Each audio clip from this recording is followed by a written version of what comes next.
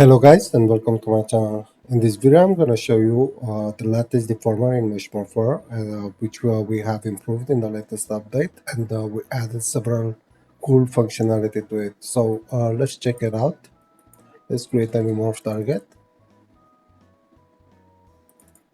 and let's open the morph target and let's jump directly to the lattice deformer. Here we can change the resolution of our lattice, and we can also enable mirroring, and we will select on the x-axis. If you right click, it will select the control point, and if there's symmetry in your lattice, it will affect its symmetric point as well.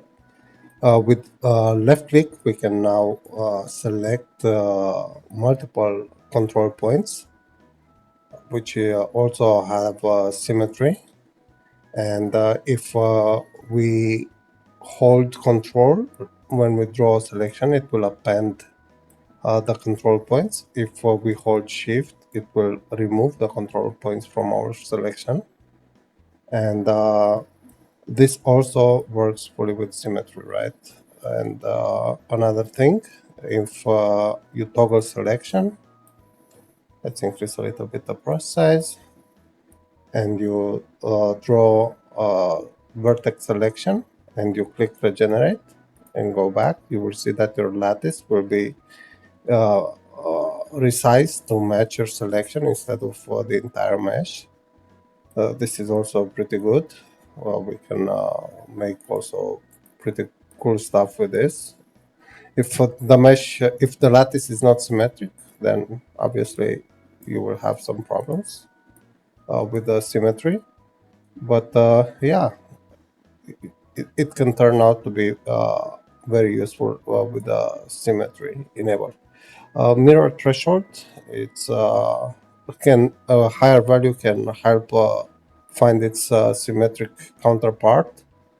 So fiddle with this if you have troubles with symmetry. And another thing that you can also customize is control size. You can change how the lattice is displayed, and you can also change the edge thickness, so you have thicker or thinner edges. You can also change the colors of your lattice points, and for selected as well.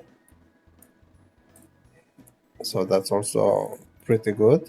All these settings are saved, so you can do it once and they will be stored in your project settings.